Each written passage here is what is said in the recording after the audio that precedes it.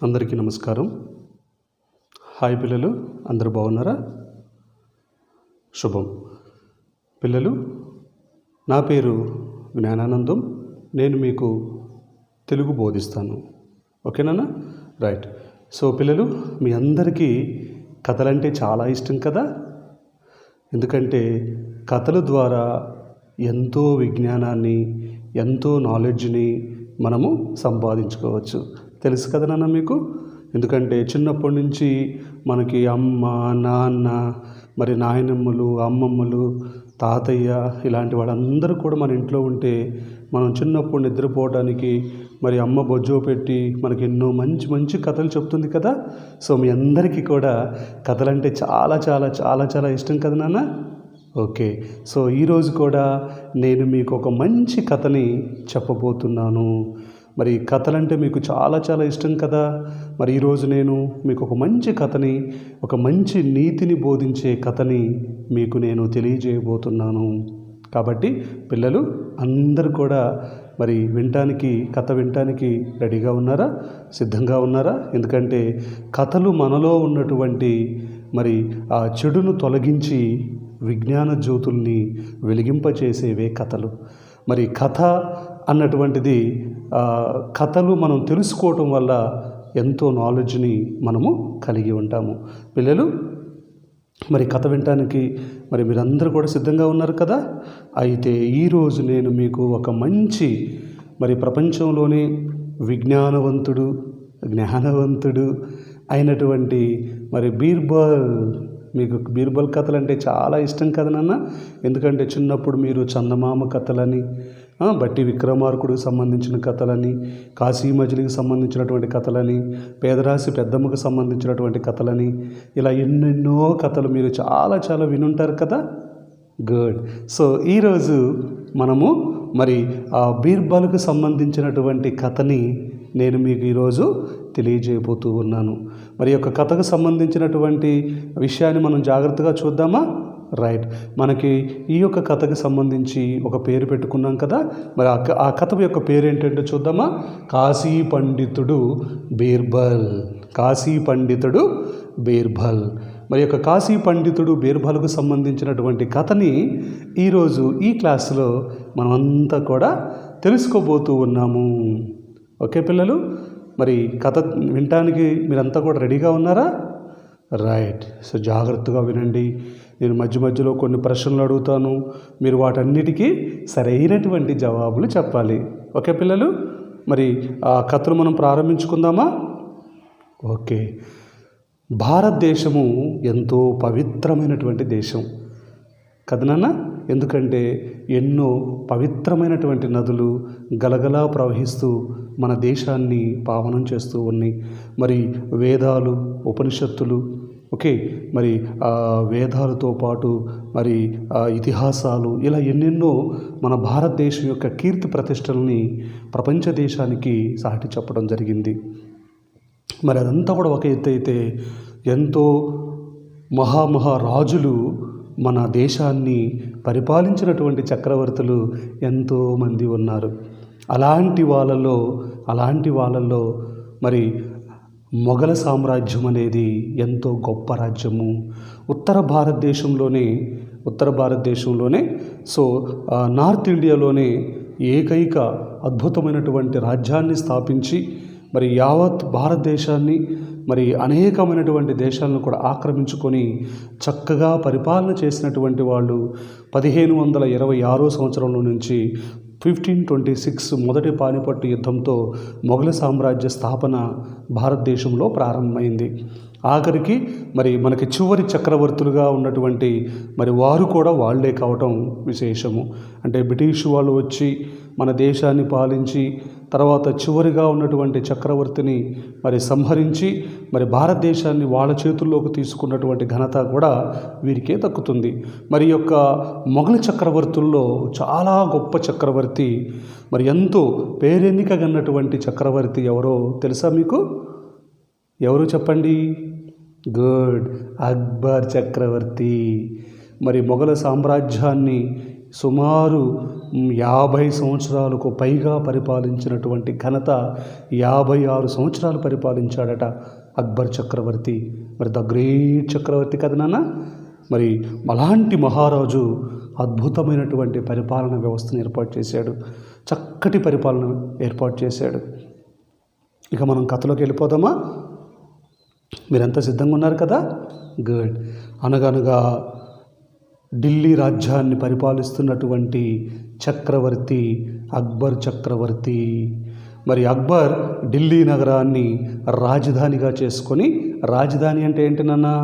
Capital. Okay, so రాజధానిగా చేసుకొని మరి ఉత్తర భారతదేశాన్ని పరిపాలిస్తున్నటువంటి చక్రవర్తి అక్బర్ చక్రవర్తి. ఓకే, సో మరి ఆయన యొక్క ప్రధానమంత్రిగా మంత్రిగా ఉన్నటువంటి వ్యక్తి ఎవరో తెలుసా? మన యొక్క బీర్బల్. మరి అక్బర్ అంత అద్భుతంగా రాజ్యాన్ని పాలించాడు అంటే తన దగ్గర ఉన్నటువంటి బీర్బల్ యొక్క పాత్ర కూడా ఎంతో ఉంది. మరి బీర్బల్ ఏం చేసేవాడు? మహారాజుకి బోలెడు సలహాలు ఇచ్చేవాడు. పిల్లలు, మరి మీరు కూడా అప్పుడప్పుడు ఇస్తూ ఉంటారు కదా అమ్మ నాన్న వాళ్ళకి సలహాలు. మరి బుజ్జి సలహాలు ఇస్తూ ఉంటే మరి వాళ్ళు తీసుకుంటారా? కొన్ని తీసుకుంటారు, కొన్ని నాన్న నీకు తెలియదు నాన్న అని చెప్పేసి పక్కకు పంపిస్తారు కదా నాన్న. గుడ్. అయితే ఇక్కడ బీర్బల్ అనేటువంటి వాడు ఎలాంటి వాడో తెలుసా? చాలా చాలా అపరమైనటువంటి విజ్ఞానవంతుడు, ఎంతో పాండిత్యం ఉన్నటువంటి వాడు, ఎంతో నాలెడ్జ్ ఉన్నటువంటి వాడు. మరి తన యొక్క జ్ఞానాన్ని, తన యొక్క నాలెడ్జ్ని మనం ఇంత అని చెప్పలేము. చాలా గొప్ప పండితుడట, అంతటి విద్వాంసుడు. మరి ఎంతో టాలెంటెడ్ పర్సన్గా ఉన్నటువంటి బీర్బల్ అక్బర్ చక్రవర్తి దగ్గర ప్రధానమంత్రిగా ఉన్నాడు.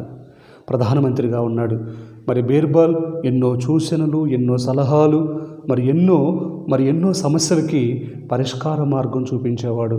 అందుకని అక్బర్ చక్రవర్తి అద్భుతమైనటువంటి పరిపాలనని చక్కగా పరిపాలించాడు.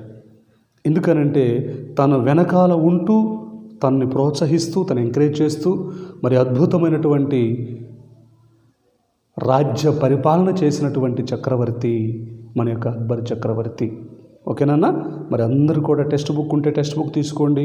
మరి టెక్స్ట్ బుక్లో ఉన్నటువంటి కథని నేను చదువుతూ ఉంటాను, మీరు కూడా జాగ్రత్తగా వాటిని చూస్తూ ఉండండి. మరి వాటిని గురించి మీరు కూడా చదువుకోవటానికి ప్రయత్నం చేయండి. ఓకేనా? రైట్.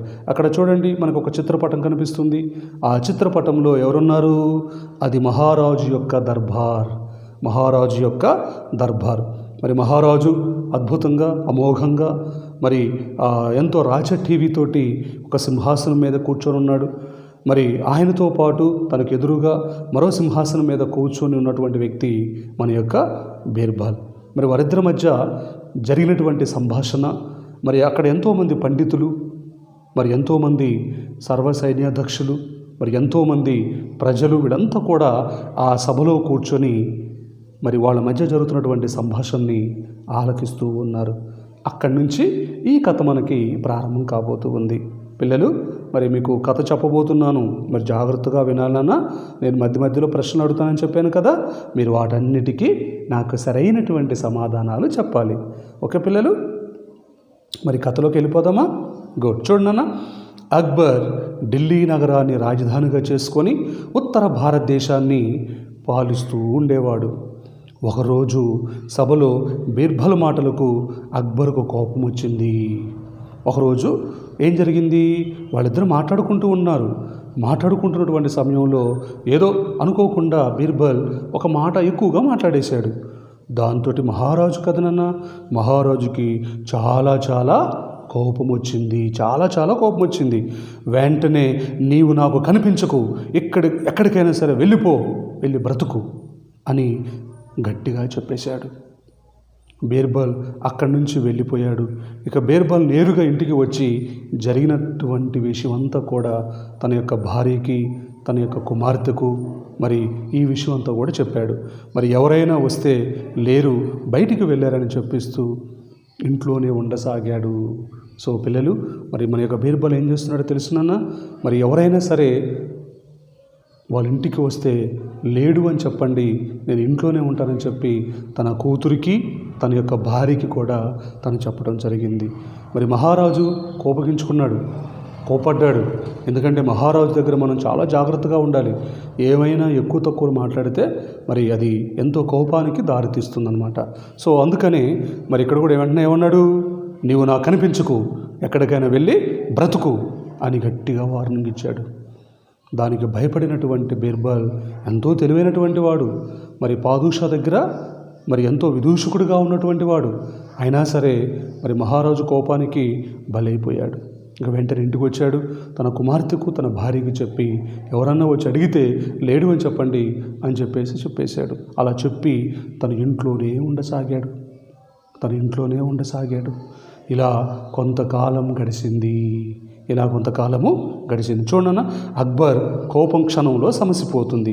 వెంటనే కోపం తగ్గుతుంది ఆయనకు. అందువలన ఆయన కోపం తగ్గగానే బీర్బల్ కోసం వెతికించాడు. కానీ ఆయన జాడ ఎక్కడా తెలియలేదు. 2 నెలలైనా కానీ బీర్బల్ తిరిగి రాలేదు. అక్బర్కు మతిపోయినట్లుగా అనిపించింది. బాగా ఆలోచించి ఒక ప్రకటన చేయించాడు. అది, అక్బర్ ప్రశ్నలకు సమాధానం చెప్పే వారికి మంత్రి పదవి దొరుకుతుంది. ఈ ప్రకటన బీర్బల్కు కూడా తెలిసింది. ఇక బీర్బల్ ఒక పండితునిలా వేషం మార్చుకున్నాడు, గొంతు కూడా మార్చుకున్నాడు, తన యొక్క గొంతును కూడా మార్చుకున్నాడు. మంత్రి పదవి ఆశించి చాలామంది, మరి ఎంతోమంది దేశంలో ఉన్నటువంటి వాళ్ళందరూ కూడా అక్కడికి వచ్చారు. ఇక బీర్బల్ ప్రశ్నలకు సమాధానం చెప్పలేక ఎంతోమంది అక్కడి నుంచి తిరిగి వెళ్ళిపోతూ ఉన్నారు.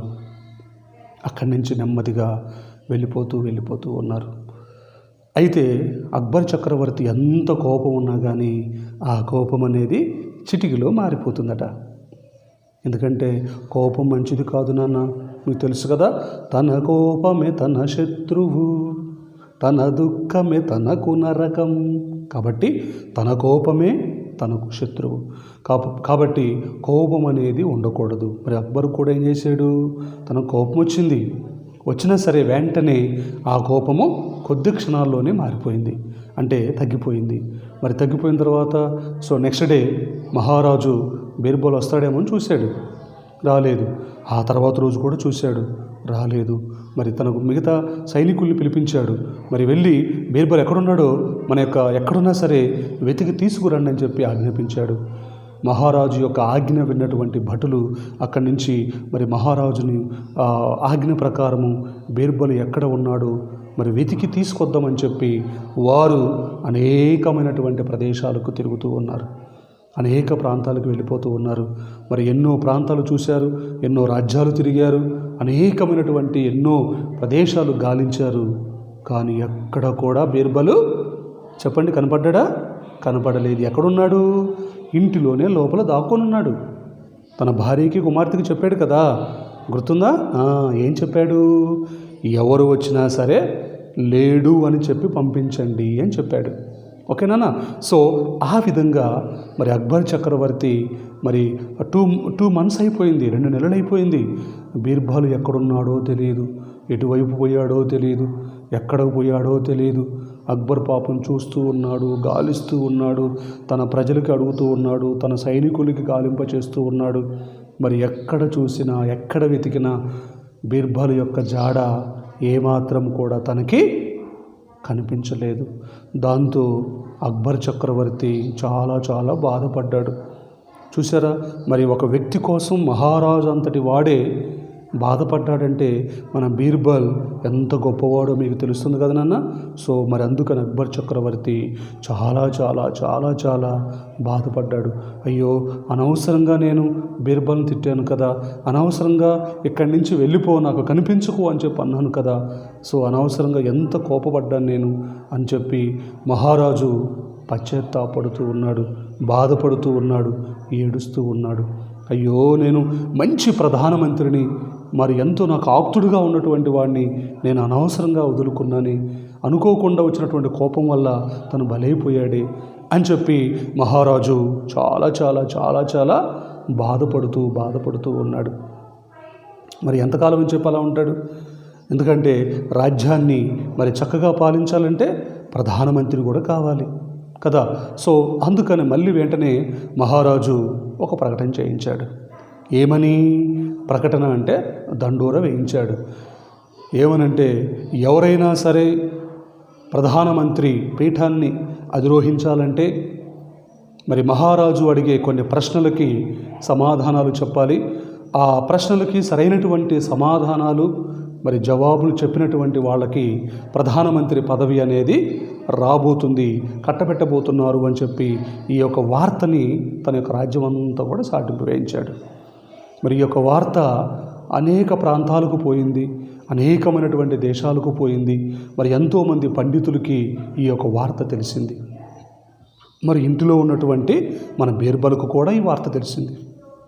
అయితే మరి ఎంతోమంది పండితులు, మరి ఎంతోమంది విద్వాంసులు, మరి ఎంతోమంది జ్ఞాన సంపన్నులు ఆ ప్రశ్నలకి జవాబులు చెప్పి మరి అక్బర్ మొఘల్ చక్రవర్తి యొక్క రాజుగా ఉన్నటువంటి అక్బర్ దగ్గర, మరి పాదుషాగా ఉన్నటువంటి వారి దగ్గర విదూషకుడి యొక్క పదవిని నేను ఎలాగైనా సాధించాలి అన్నటువంటి పట్టుదలతోటి ఎంతోమంది మరి వీళ్ళందరూ కూడా జ్ఞాన సంపన్నులందరూ కూడా మహారాజు యొక్క దర్బారుకి వస్తూ ఉన్నారు.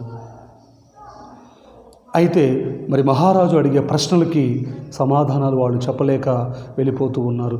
అలా వస్తున్నారు, అలా పోతున్నారు, అలా వస్తున్నారు, ఇలా పోతూ ఉన్నారు. మరి ఈ వార్త తెలుసుకున్నటువంటి మన యొక్క బీర్బల్ కూడా ఏం చేశాడో తెలుసా? వెంటనే డైరెక్ట్గా పోతే తను బీర్బల్ని అన్నటువంటి విషయం మహారాజుకు తెలిసిపోతుంది. మహారాజు ఏం చెప్పాడు? ఇంకా ఎప్పుడు నీ ముఖాన్ని నాకు చూపించకు అని వార్నింగ్ ఇచ్చాడు కదా. సో అందుకనే మన బీర్బల్ ఏం చేశాడో తెలుసానన్నా, తన యొక్క రూపాన్ని మార్చుకున్నాడు. వెంటనే ఆయన మరి ఆ మంత్రి పదవిని ఆశించి తన యొక్క రూపాన్ని వేషం మార్చుకున్నాడు, గొంతు కూడా మార్చుకున్నాడు. అంతకుముందు ఎంతో చక్కగా మాట్లాడే గొంతుని కొంచెం డిఫరెంట్గా మార్చుకున్నాడు. ఒక మరి బ్రాహ్మణుడి వేషం ధరించాడు. ఏ వేషం అది? కాశీ పండితుడి యొక్క వేషము. అంటే కాశీ నుంచి వస్తున్నటువంటి ఒక బ్రాహ్మణోత్తముడిలాగా, మరి ఒక మంచి పండితుడిలాగా తన యొక్క వేషాన్ని మార్చుకోవటం జరిగింది.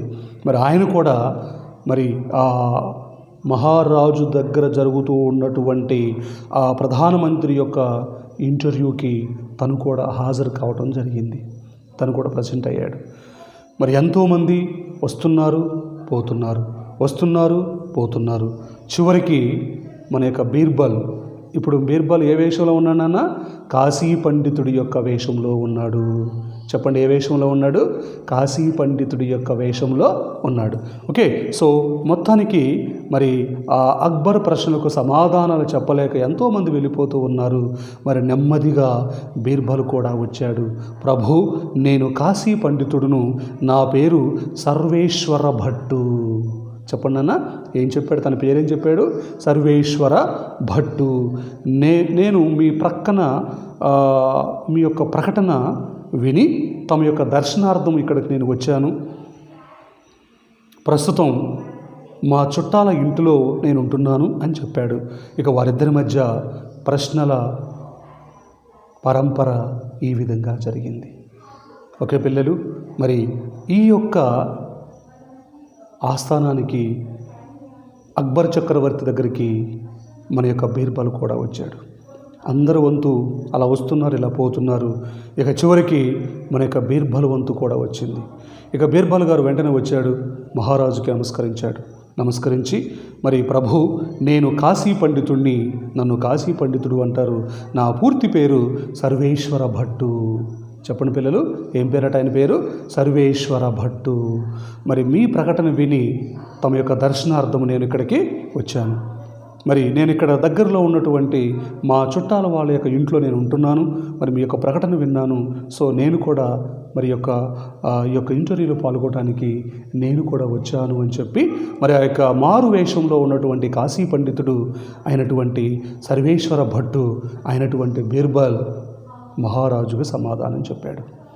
సరే, దానికి సంతసించినటువంటి మరి అక్బర్ చక్రవర్తి, సరేనైనా మీరు ఎవరైతే మాకేం పని, మేము అడిగినటువంటి ప్రశ్నలకి మీరు మాకు సమాధానాలు చెప్పినట్లయితే ఇదిగో ఈ ప్రధానమంత్రి యొక్క పీఠాన్ని మీరు అధిరోహించవచ్చు అని చెప్పేసి అన్నాడు. మరి వెంటనే ఆ మాట విన్నటువంటి మన యొక్క బీర్బల్ అంటే సర్వేశ్వర భట్టు కాశీ పండితుడు సరే అని చెప్పి వాటికి సమాధానం చెప్తున్నాడు. ఇక వాళ్ళిద్దరి మధ్య ప్రశ్నలు అంటే మహారాజు ఏ విధంగా ప్రశ్నించాడు, మరి దానికి మన యొక్క బీర్బల్ మారువేషంలో ఉన్నటువంటి ఈ యొక్క సర్వేశ్వర భట్టు కాశీ పండితుడు ఏ విధంగా సమాధానం చెప్పాడు అనే విషయాలు ఇప్పుడు మనము తెలుసుకోబోతూ ఉన్నాము. చూద్దామనన్న రైట్. చూడండి, టెక్స్ట్ బుక్ చూడండి. మరి అక్బర్ అడుగుతూ ఉన్నాడు, ప్రపంచంలో శాశ్వతంగా ఉండునట్టివి ఏవి? ఓ కాశీ పండిత ఉత్తముడా, ఇదిగో నా మొదటి ప్రశ్న. ఈ ప్రపంచంలో శాశ్వతంగా ఉండునటువంటివి ఏవి అని అడిగాడు. మరి ఈ లోకంలో శాశ్వతంగా ఉండేవి ఏమిటి అని అడిగాడు. దానికి మన యొక్క కాశీ పండితుడు ఇలా చెప్పాడు, మహారాజా, కీర్తి, తాను చేసినటువంటి ధర్మకార్యములు, ఇవి ఈ లోకంలో శాశ్వతంగా ఉంటాయి. మనం సంపాదించుకున్నటువంటి కీర్తి ప్రతిష్టలు, మనం చేసినటువంటి దాన ధర్మాలు ఇవి ఈ లోకంలో శాశ్వతంగా ఉండే ఉత్తమ గుణాలు. కాబట్టి మనం ఏం చేయాలంటే ఈ లోకంలో మనం కీర్తి సంపాదించడానికి, మరి ధర్మాన్ని సంపాదించడానికి మనము ప్రయత్నం చేయాలి. అర్థమవుతుందా పిల్లలు? అర్థమవుతుంది కదా నాన్న? మనం ఏం చేయాలి? కీర్తిని సంపాదించాలి. వెరీ గుడ్, చెప్పండి పిల్లలు. కీర్తిని సంపాదించాలి. అదేవిధంగా దాన ధర్మాలు చేసే గుణము కలిగి ఉండాలి అన్నాడు. మళ్ళీ మహారాజు మరో ప్రశ్న వేశాడు, ప్రతి జీవికి ప్రియమైనటువంటిది ఏమిటి అని అడిగాడు. అప్పుడు కాశీ పండితుడు ఈ విధంగా చెప్పాడు, తాను అనుకున్నది జరుగుట. తాను ఏమైతే అనుకుంటున్నాడో అది జరగటమే ప్రతి జీవికి ఎంతో ఇష్టమైనటువంటిది. అంతే కదా, మనకి ఎప్పుడు ఇష్టమవుతుంది? మనం ఏమైతే కోరుకుంటామో అది జరిగితే మనకి హ్యాపీగా ఉంటాం కదా నాన్న. సో మరి మహారాజు అడిగినటువంటి ప్రశ్నకి మన బీర్బల్ కూడా అటువంటి సమాధానం చెప్పాడు. మళ్ళీ అడుగుతూ ఉన్నాడు మహారాజు, ఇతరులకు హాని కలిగించకుండా ఉండేది ఏమిటి? తల్లిదండ్రులు లేనటువంటి పసిపాప. మరి తల్లిదండ్రులు ఇతరులకు హాని కలిగించకుండా ఉండేది ఏంటిది? తల్లిదండ్రులు లేనటువంటి పసిపాప. మరి అమ్మా నాన్న లేనటువంటి పసిపాప ఎవరైతే ఉంటారో అలాంటి వాళ్ళు తల్లిదండ్రులకి ఎటువంటి హాని అనేది కలిగించరు. అన్నింటికంటే తేలికగా ఉండే పని ఏమిటి? అక్బర్ ప్రశ్నించాడు మళ్ళీ. ఓ బ్రాహ్మణోత్తమ, మరి అన్నిటికంటే కూడా తేలిక యొగు పని ఏది? అప్పుడు మన కాశీ పండితుడు ఇలా చెప్పాడు, ఒకరికి సలహాలు ఇచ్చుట. అన్నిటికంటే ఈజీ ఏంటి? సలహాలు ఇవ్వటమే. చూస్తూ ఉంటాం కదా పిల్లలు, ఈ రోజుల్లో చాలామంది అనేక రకాల సలహాలు ఇస్తూ ఉంటారు, వాడికి ఏమి రాకపోయినా కానీ. మరి ఆ సలహాలని ఎదుటివాడు తీసుకోవచ్చు, లేదంటే తీసుకోకపోవచ్చు. అంటే ఏముంటుంది ఇక్కడ? ఏరా నాకు బాధపడుతున్నాను రా అంటాడు. బాధపడుతున్నాను అన్నప్పుడు ఇదేమంటాడు? ఎందుకురా బాధపడతాం, ఇదిగో ఆ పంచి, ఈ పంచి, అలా ఉండు, ఇలా ఉండు అని చెప్పి బోలెడు సలహాలు ఇస్తూ ఉంటారు. కాబట్టి అన్నిటికంటే కూడా తేలిక ఏంటంటే ఎదుటివాడికి సలహాలు ఇవ్వటం. మరి మీరు కూడా ఇస్తున్నారా పిల్లలు? ఎందుకంటే సలహాలు ఇవ్వటం అనేది కాదు, కానీ ఆ సలహాలు ఇవ్వటం కంటే కూడా మనం వాటిని ఆచరించి చూపించడం అనేది ఎంతో గొప్పది అంటాడు. మళ్ళీ మహారాజు అడిగాడు, అన్నిటికంటే కష్టమైనటువంటి పని ఏమిటి? అన్నిటికంటే ఈ లోకంలో కష్టమైనటువంటి పని ఏమిటి అని అడిగాడు. అప్పుడు దానికి కాశీ పండితుడు, సలహాలు ఇచ్చుట కంటే ఆ కార్యము చేసి చూపించుట అని చెప్పన్నాడు. సలహాలు ఇవ్వటం కాదు, ఆ ఇచ్చినటువంటి సలహాలని చేసి చూపించడం అనేది ఎంతో కష్టంతో కూడుకున్న పని. సలహాలు ఇస్తాడు, కానీ వాడు ఆచరించమంటే ఆచరిస్తాడా? ఆచరించడు. రే బాబు అబద్ధాలు మాట్లాడొద్దు అంటాడు, వీడు మాత్రం ఆడుతూ ఉంటాడు. మరి ఇది మానుకోరంటే అది ఎంతో కష్టంతో కూడుకున్న పని. అర్థమైందా పిల్లలు? సో ఆ విధంగా మరి మహారాజుకి సమాధానం చెప్పాడు మన యొక్క కాశీ పండితుడు. ఇంకా అడిగాడు అక్బర్ గారు, ఏమడిగాడు చూడండి, వాయువు కంటే వేగంగా పోవునది ఏంటిది? ఓ బ్రాహ్మణోత్తమ, వాయువు అంటే ఏంటిది? గాలి, హెయిర్. సో ఈ యొక్క హెయిర్ కంటే కూడా చాలా వేగంగా పోయేది ఏంటంటే మనసు మాత్రమే. మన మనసు ఏముంది? గాలి పోవాలి, కానీ మన మనస్సు ఇదిగో నేను ఇక్కడ ఉండాలనుకుంటే అక్కడ కొద్ది క్షణాల్లో ఉంటాం. అర్థమైంది నాన్న? కాబట్టి మనస్సు అన్నిటికంటే కూడా చాలా ఫాస్ట్గా పోయేది ఏంటంటే మన యొక్క మనసు. రాజ్యము స్థిరముగా నిలవాలంటే, ఈ రాజ్యము మరి స్థిరంగా ఉండాలంటే అని అడిగాడు. అప్పుడు కాశీ పండితుడు ఇలా చెప్పాడు, పాలించు ప్రభువు నీతి మార్గంలో సంచరించాలి. మరి దేశాన్ని పాలించే మహారాజు నీతి మార్గంలో సంచరించాలి. అలా వెళ్ళినప్పుడే శాశ్వతమైనటువంటి కీర్తి ప్రతిష్టలు లభిస్తాయి. మరి పాలించినటువంటి ప్రభువు నీతి మార్గంలో నడిచినప్పుడే ఆ రాజ్యం అనేది ఎంతో స్థిరంగా ఉంటుంది అని మహారాజుకి సమాధానం చెప్పాడు ఆ కాశీ పండితుడి యొక్క రూపంలో ఉన్నటువంటి మన యొక్క బీర్బల్. అప్పుడు మహారాజు పాదుషా ఇతని యొక్క సమాధానాలకు ఎంతో సంతోషించాడు. మీకు తప్పక మంత్రి పదవి ఇస్తాను, మా బీర్బల్ మంత్రి లాగే మీరు సరైనటువంటి సమాధానాలు చెప్పారు అన్నాడు. అప్పుడు కాశీ పండితుడు, ప్రభు, బీర్బల్ మంత్రి గారు ఎందుకు మానుకున్నారు అని ప్రశ్నించాడు. అక్బర్ విచారంగా ముఖం పెట్టి, ఆయన మానలేదు, నేనే ఉద్రేకంతో ఆలోచించకుండా పొమ్మన్నాను, తర్వాత ఎంత వెతికించాను కానీ ఆయన జాడ తిరిగి కనిపించలేదు అని చెప్పన్నాడు. అప్పుడు కాశీ పండితుడు, ఆయన తిరిగి వస్తే? వెంటనే మహారాజు చాలా సంతోషపడ్డాడు. ఓ కాశీ పండిత బ్రాహ్మణోత్తమ, మీరు చెప్పినటువంటి సమాధానాలు అన్నీ కూడా సరైనటువంటివే, కాబట్టి ఇదిగో ఇక ఈ మంత్రి పదవిని నేను మీకు ఇవ్వబోతున్నాను అని ప్రకటించాడు. మరి నా దగ్గర అంతకుముందు బీర్బల్ అన్నటువంటి ప్రధానమంత్రి ఉండేవాడు. మరి వారిలాగే మీరు కూడా సమాధానాలు చెప్పారు. వారు ఎంతో మంచివారు, ఎంతో గొప్పవాడు, ఎంతో పండితుడు. మరి ఆయన ఇక్కడ లేడు అని చెప్పన్నాడు. అప్పుడు కాశీ పండితుడు అడిగాడు, మరి ఎందుకు లేడు, ఏమైపోయారు అని అడిగాడు. దానికి సమాధానం మహారాజు ఇలా చెప్పాడు. పిల్లలు వింటున్నారు కదా, ఏం చెప్పాడో తెలుసానన్నా? ఏం చెప్పాడు చెప్పండి మీరు. అంతకుముందు మరి కాశీ పండిత ప్రభు బీర్బల్ మంత్రి గారు ఎందుకు మానుకున్నారు, బీర్బల్ మంత్రి గారు ఎందుకు మానుకున్నారు అని ప్రశ్నించాడు. అప్పుడు అక్బర్ విచారంగా మొహం పెట్టి, ఆయన మానుకోలేదు, నేనే కోపంతో ఉద్రేకంతో ఆయన పొమ్మని చెప్పన్నాను, మరి ఆయన వెళ్ళిపోయాడు, ఆయన కోసం ఎంతో గాలించాము, ఎంతో వెతికించాను, కానీ ఎక్కడ కూడా తను కనపడలేదు అని చెప్పి సమాధానం ఇచ్చాడు. అప్పుడు ఆ కాశీ పండితుడు, మరి ఇప్పుడు ఆ బీర్బల్ ఇప్పుడు ఇక్కడికి వస్తే, ఇక్కడ కనిపిస్తే మీరు ఏం చేస్తారు అని చెప్పి అడిగాడు. అప్పుడు అక్బర్ అంటున్నాడు, తిరిగి వస్తే సంతోషంతో ఆయనకు ఆ పదవిని ఆయనకిస్తాను, అంత మాత్రం చేత మిమ్మును మరి నేను మీరు కూడా తనతో పాటు ఉండవచ్చు అన్నాడు. ఆయన ఎక్కడ ఉన్నది నాకు తెలుసు, మీరు క్షమించి తిరిగి స్వీకరిస్తానంటే మీ దగ్గరకు పంపించగలను అన్నాడు. అంతకంటే భాగ్యమా, మరి తప్పక స్వీకరిస్తాను. అప్పుడే చక్రవర్తి చూస్తుండగానే తన వేషాన్ని మొత్తాన్ని కూడాను ఒక్కొక్కటిగా తీసివేశాడు. ఇంకేముంది, కాశీ పండితుడు బీర్బల్ అయ్యాడు. కాశీ పండితుడు బీర్బల్గా మారిపోయాడు. ఇక చక్రవర్తి ఆనందంతో సంతోషంతో ఆ యొక్క సింహాసనం దిగి వచ్చి తన యొక్క ప్రధానమంత్రి అయినటువంటి బీర్బల్ని గట్టిగా కౌగిలించుకున్నాడు, హగ్ చేసుకున్నాడు. అప్పుడు సభలోని వారందరూ కూడా తిరిగి బీర్బల్ వచ్చినందుకు మరి ఎంతో సంతోషించారు, ఎంతో ఆనందపడ్డారు. ఎప్పుడైతే ఆ యొక్క బీర్బల్, మరి ఇప్పుడు నేను ఆ బీర్బల్ని ఎక్కడున్నా సరే ఇక్కడ రప్పిస్తాను, మీరు మరి ఆయన స్వీకరిస్తారా అని చెప్పి అడిగాడు కాశీ పండితుడు. మరి దానికి మహారాజు ఏం చెప్పాడు, పిల్లలు, అంతకంటే మహాభాగ్యము ఇంకా ఏమీ లేదు.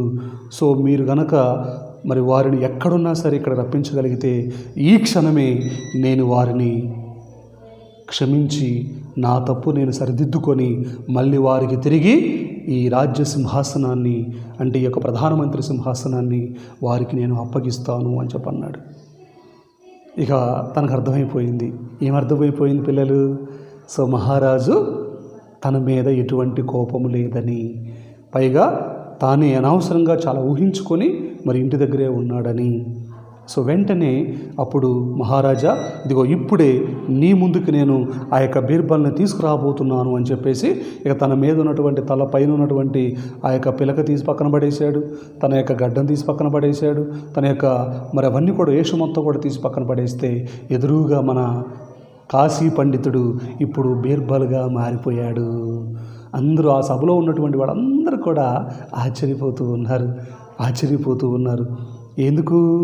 ఆ కాశీ పండితుడే ఇప్పుడు బీర్బల్గా మారాడు అని చెప్పి ఇక అమితమైనటువంటి సంతోషంతో చాలా హ్యాపీగా మరి వెంటనే మహారాజు పరిగెత్తుకొని సింహాసనం పైనుంచి కిందకి దిగి పరిగెత్తుకొని గట్టిగా వచ్చి ఆ యొక్క బీర్బల్ని గట్టిగా కౌగిలించుకున్నాడు. ఎందుకంటే మహారాజుకి బీర్బల్ అంటే ఎంతో ఇష్టం. బీర్బల్ లాంటి పండితుడు, బీర్బల్ లాంటి ప్రధానమంత్రి ఉంటే తనకు తిరుగులేదు.